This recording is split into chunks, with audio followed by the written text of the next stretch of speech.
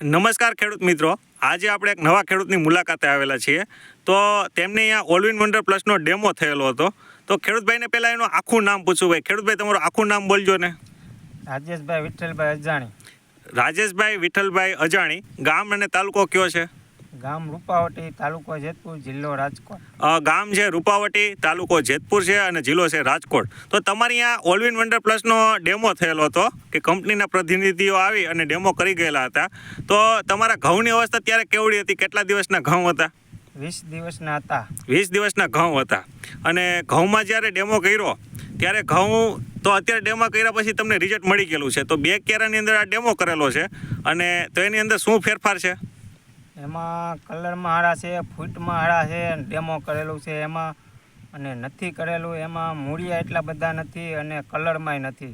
જેની અંદર ડેમો કરેલા છે કે જે આ ઘઉં મને બતાવી રહ્યા છો, તો એના મૂળિયા મોટા, કલરમાં ઘઉં ગ્રીનરીવાળા અને વધુ ફૂટવાળા છે. જ્યારે આ બાજુના ઘઉં છે તેની અંદર મૂળિયા તંતુ મૂળો એટલા બધા નથી અને હાઇટ પણ નથી અને ફૂટ પણ નથી.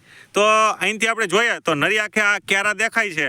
તો ક્યારાની અંદર ફેરફાર દેખાય છે? હા, ક્યારાની અંદર ફેરફાર દેખાય છે ફૂલે ફૂલ. નરી આંખે કલરનો ફેરફાર અને ફૂટનો ફેરફાર દેખાય છે. તો આપણે ખેડૂત મિત્રોના વિડીયોના માધ્યમ દ્વારા ક્યારાના ફેરફાર આપણે બતાવશું. તો ખેડૂત મિત્રો, તમને હું આ અજાણીભાઈનું ખેતર બતાવું છું કે આ ક્યારાની અંદર ઓલ ઇન વન્ડર પ્લસનો ઉપયોગ થયેલો નથી. તો આ ક્યારામાં ઉપયોગ થયેલો છે. આ જે આ ક્યારો રહ્યો તમે ઊભા, એની અંદર ઉપયોગ થયેલો નથી. રેડી? એની અંદર ઉપયોગ નથી થયેલો અને બાજુમાં ક્યારો છે એમાં ઉપયોગ થઈ ગયેલો છે. આપણે બતાવજો છે એનું કેવું પરાળ છે.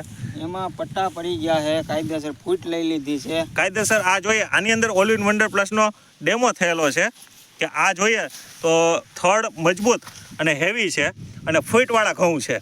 જ્યારે આ બાજુનો ક્યારો જોઈએ, આ ક્યારો, તો આની અંદર ડેમો થયેલો નથી. તો ઘઉં જોઈએ તો જમીન નીચે દેખાય છે અને ફૂટ કોઈ પણ પ્રકારની નથી.